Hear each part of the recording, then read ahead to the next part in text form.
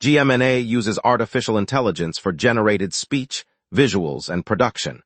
AI-generated content may contain errors. Please verify important information before making decisions or taking action.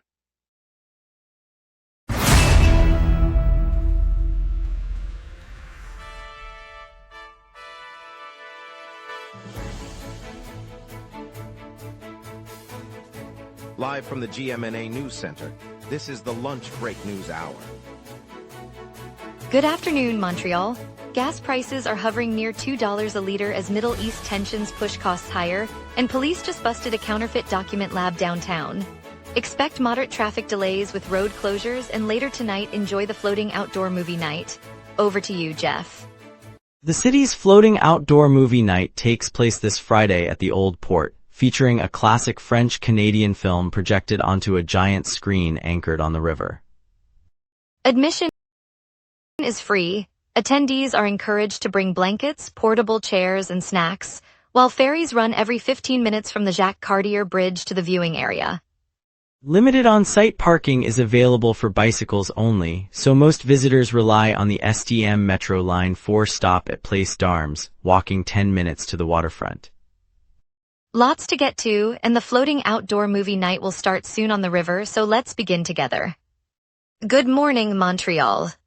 Gasoline prices across Quebec have surged toward $2 per liter, a level not seen in years, as ongoing tensions in the Middle East and other regions continue to pressure global oil markets. Canadian fuel analysts note that prices in Montreal rose from $150 per liter in February and have climbed repeatedly through the spring. The latest figures show the average pump price edging close to $2 per liter this week. Experts attribute the upward trend to supply disruptions and heightened geopolitical risk, which have kept wholesale costs elevated. The provincial regulator has warned that further spikes are possible if the situation abroad does not stabilize. Consumers in the island are feeling the impact on daily commutes and household budgets as the price trajectory remains upward, currently. Police from the Sûreté du Québec moved in early this morning on a clandestine workshop in the city, seizing a makeshift laboratory that had been churning out forged identification and other false paperwork. Officers broke down the door, collected dozens of counterfeit documents, and arrested one suspect on the spot. The operation, coordinated with local investigators, marks the latest effort to disrupt an underground network supplying fake passports, driver's licenses, and employment records. Authorities said the seized equipment included high-resolution printers, specialized inks, and templates capable of reproducing official seals. The suspect, whose identity has not yet been released, faces charges of forgery and possession of counterfeit devices. Investigators emphasized that dismantling the lab will curb the flow of fraudulent documents that threaten public safety and the integrity of provincial records. Quebec Premier Christine Fréchette is set to travel to Prince Edward Island today for a high-stakes meeting with Newfoundland and Labrador Premier Tony Wakeham, timed with the Council of the Federation Summit. The two leaders will sit down to renegotiate the long-standing Churchill Falls hydroelectric contract, seeking a fresh energy arrangement that could reshape power flows between the provinces. Officials say the talks aim to address lingering pricing disputes and to secure a more balanced revenue share as demand for clean electricity climbs. Both premiers will be accompanied by senior advisors, and the Council of the Federation will host the broader dialogue on inter-provincial cooperation. The outcome could influence future infrastructure projects in regional electricity markets across eastern Canada, making the meeting a focal point for energy policy observers and analysts alike. Quebec's Food Safety Agency has launched a recall of lean ground beef sold at the Marché Atlas on Jean Talon Street East in St. Leonard. The product, packaged on July 8, is believed to present a health risk, prompting the Ministry of Agriculture, Fisheries and Food to advise anyone who purchased the meat to stop using it immediately. MAPAQ officials say the recall remains active while they investigate the source of the contamination. Shoppers who bought the beef are instructed to return the package to the store for a full refund or contact the ministry for further guidance. The agency stresses that the recall applies only to the specific batch labeled with the July 8 packaging date and sold at the St. Leonard location. Authorities will continue testing to determine if additional distribution occurred. The Société de l'Assurance Automobile du Québec released data showing that the province's vehicle fleet has become noticeably heavier. Over the 10-year span from 2016 to 2026, the average automobile now weighs roughly 140 kilograms more than it did a decade ago. The increase reflects not only a rise in the total number of cars on the road, but also a shift toward larger models and additional equipment that add mass. SAAQ officials said the trend mirrors broader industry patterns, with manufacturers offering more SUVs, crossovers, and electric vehicles that carry heavier battery packs. While the heavier fleet could affect fuel consumption and road wear, the agency emphasized that the figures are purely statistical and do not imply any immediate regulatory changes. The SAAQ plans to monitor the impact on emissions and safety standards in forthcoming reports. Later we'll explore Quebec's first commercial morel mushroom farm and the worst spruce budworm outbreak in 50 years. We will be right back. Watch the local sunset tonight at 6 p.m. for all your local Montreal news. Welcome back, everyone. Let's jump straight into our headlines, and then Jeff Laflamme will take us through today's local stories. Local mushroom enthusiasts have launched Quebec's first commercial morel farm, marking a shift from the province's long-standing tradition of foraging wild morels. The venture began today in a repurposed greenhouse on the outskirts of the region, where growers are carefully controlling temperature and moisture to coax the prized fungi to fruit. Morels, prized for their delicate flavor, have traditionally been a seasonal treasure collected by hikers and chefs alike, often fetching premium prices at market. By moving production indoors, the team aims to supply restaurants and specialty grocers year-round, reducing reliance on unpredictable wild harvests. The operation is already processing its first batch, and workers say the early yields look promising. If the pilot continues as planned, the farm could set a model for other growers seeking to diversify Quebec's agricultural portfolio. Forests across the province are battling the most severe spruce budworm outbreak in 50 years. Officials estimate that the pest has damaged roughly 17.6 million hectares of spruce and fir, a scale not seen since the mid-70s. The infestation is spreading through remote woodlands and into areas that supply timber, maple syrup, and outdoor recreation for many families. Experts warn that weakened trees increase the risk of wildfires and can affect air quality for nearby neighborhoods. The Provincial Ministry of Forests has mobilized aerial spraying and ground crews, but the operation will run through the summer as the insects continue to proliferate. Residents who rely on forest trails or local wood products may notice fewer safe routes and higher prices as the damage persists. Municipal water managers are watching runoff from the affected catchments, since a weakened canopy can alter stream flow and quality. The Quebec Housing Tribunal has cleared the way for a local family to occupy the Ahunsik duplex on September 1st. The decision comes after months of the family living in their car and setting up a temporary campsite in the duplex's driveway while the legal dispute unfolded.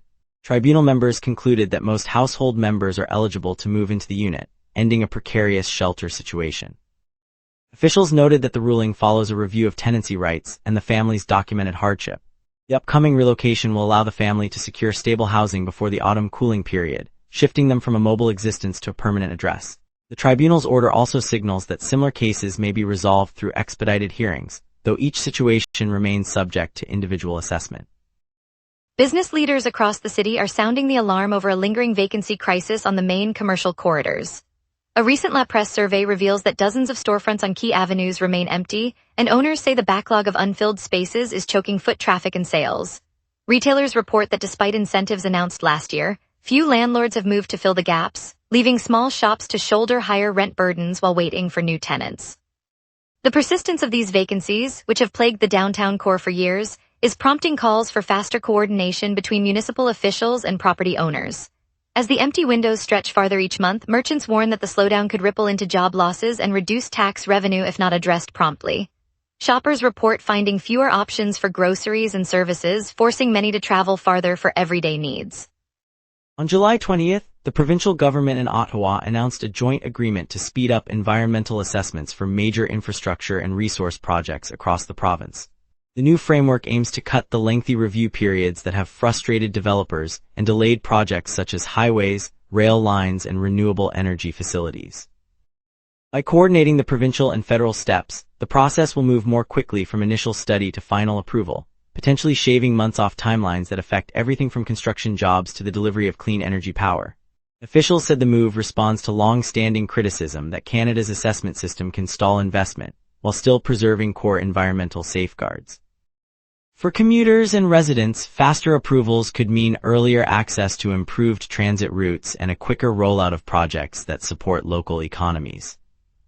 Now let's turn to the forecast and see what the afternoon holds for us. A deepening low and southerly jet are reshaping Montreal's sky, turning humidity into a lingering overcast. On this date, the all-time high reached 31.1 degrees Celsius in 2018, a spike that rode a late summer heat wave sweeping southern Quebec. The all-time low fell to 13.7 degrees Celsius in 2025, recorded during an unusual early autumn cold snap that pushed the jet stream unusually far south. By contrast, the 30-year normal hovers around 25 for the high and 16 for the low, underscoring today's modest warmth. The past decade has seen several years where July temperatures nudged above the normal, hinting at a gradual shift. The radar screen is completely clear across the province, with no echo returning from any band. A low-pressure center is still approaching from the south, but the upper-level jet remains modest at 55 kilometers per hour, keeping moisture locked aloft. With the surface air already saturated, the lack of lift means no rain will develop today. I'm now turning to the noon outlook. At noon, Montreal sits under an overcast sky at 21 degrees Celsius, humidity 66%, and a low-pressure system that is falling. Southerly winds gust up to 37 kilometers per hour, feeling brisk against the damp air. The 500 hectopascal jet streams southward at 55 kilometers per hour, steering the unsettled mass across the St. Lawrence Valley. Because the jet is relatively shallow, lift remains weak and clouds persist without rain. Temperatures will climb to 29 degrees by mid-afternoon, then dip to 21 as the clouds thicken toward sunset. The ultraviolet index registers 4, and wind will stay near 35 kilometers per hour from the south. No weather alerts are in force. With the day set, let's look at the 5-day trend. Wednesday brings a cold front that will push the high down to 21 degrees and the low to 12, with overcast conditions lingering through the afternoon. Thursday shifts to a dry, high-pressure ridge, clearing the sky and allowing temperatures to rise to 24 under clear skies. Friday remains under the ridge, reaching 25 and a pleasant 16 at night, perfect for outdoor plans. Saturday sees the ridge strengthen, pushing the high to 29 and the low to 18, delivering a solid stretch of sunshine. Sunday the ridge eases slightly, bringing a modest overcast and a high of 30 with a low of 19, hinting at a warm weekend finish. The pattern shows a steady transition from unsettled to stable, with wind staying below 25 kilometers per hour after Thursday. And that's your weather. Remember, the lunch break is also available as a podcast. Listen anytime on Apple Podcasts or wherever you get your podcasts. We'll break down today's moderate traffic snarls, preview the floating outdoor movie night, and recap the Habs re-signing Jard Davidson. We will be right back. Watch the local sunset tonight at 6 p.m. for all your local Montreal news. Honor-Mercier Bridge is down to a single lane each way, forcing a steady queue from the East End suburbs into downtown. Expect travel times to double between the island and the South Shore, especially during the peak push toward the office core. Further west, Autoroute 520 West runs with a left lane closure between Ness and Griffith, shaving a few minutes off normal flow but keeping traffic moving. In the south, the Cavendish Boulevard overpass is under reconstruction, so drivers should use the adjacent Rue Saint-Pierre as a detour. Meanwhile, crews are repairing beams on the Claimant Bridge. The bridge remains open, but speed is limited to 15 kilometers per hour, adding a short delay for eastbound commuters. All other major arteries, including the Descurie and the Ville-Marie, are clear at this hour. Transit services report no interruptions, so the metro and bus network are operating on schedule for the afternoon rush. Floating outdoor movie night on a floating platform at Parc Jean Drapeau offers a free cinema under summer sky, perfect for a lunch escape. Bring a blanket, grab a snack, and let St. Lawrence's waves set the backdrop. Tomorrow, Just for Laughs presents a stand-up comedy show at Place des Arts, part of City's Humor Festival, promising big laughs and a chance to see top comics live. The bill mixes rising stars with seasoned veterans, so there's something for every taste. Cirque du Soleil's Echo exhibition at Time Out Market lets you step behind the scenes of the famed circus with striking photos you rarely see from the arena.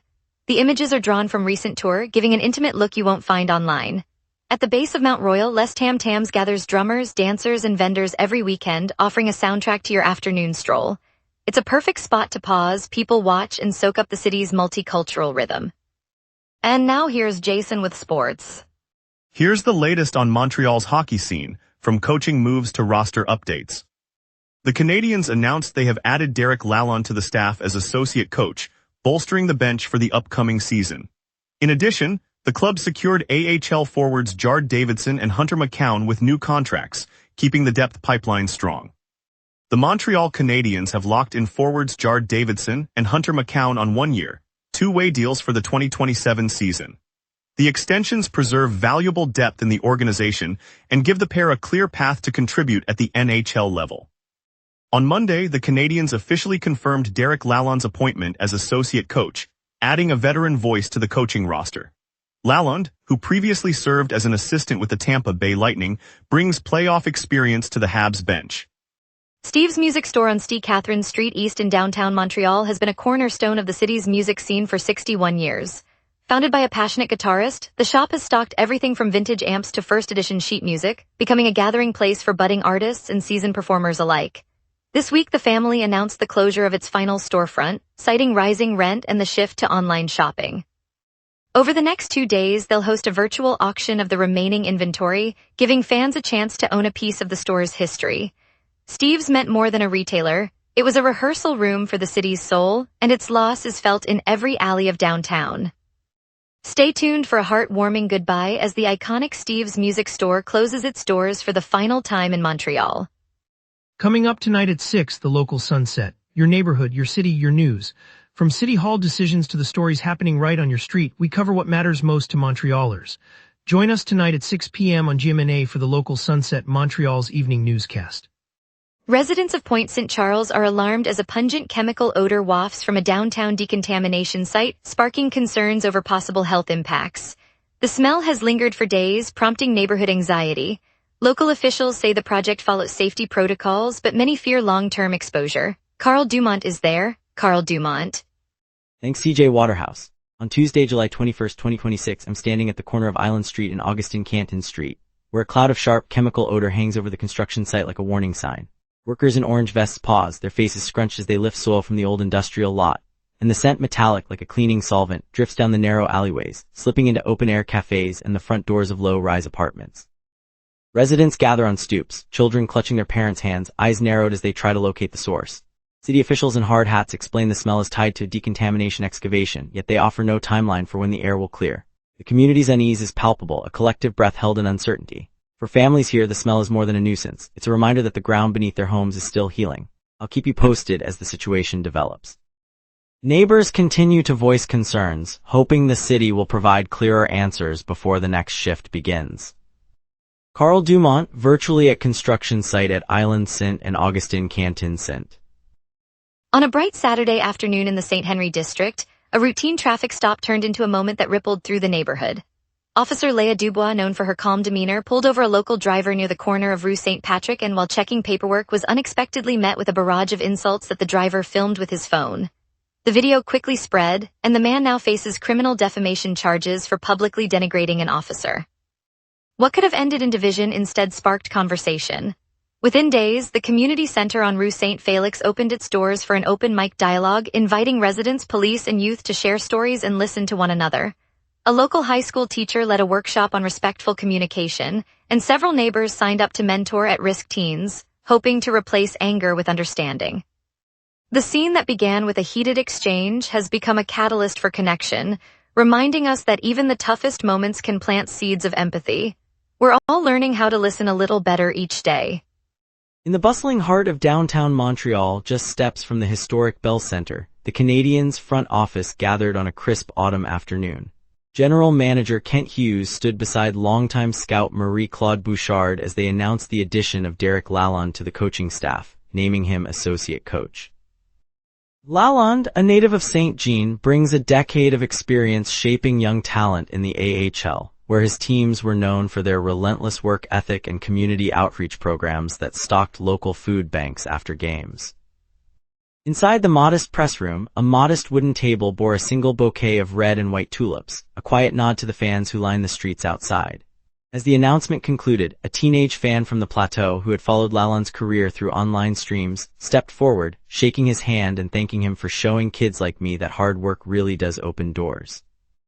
The moment captured more than a new hire. It underscored how a shared love of hockey can knit a city together, reminding us that every bench seat is also a place for community. We'll keep watching how this partnership unfolds. Thank you, Montreal, for joining us on the lunch break. That new commercial Morel mushroom farm shows how our province keeps innovating, even as we track rising gas prices and the spruce budworm threat. Stay tuned tomorrow for more stories that matter to you. I'm CJ Waterhouse. See you then.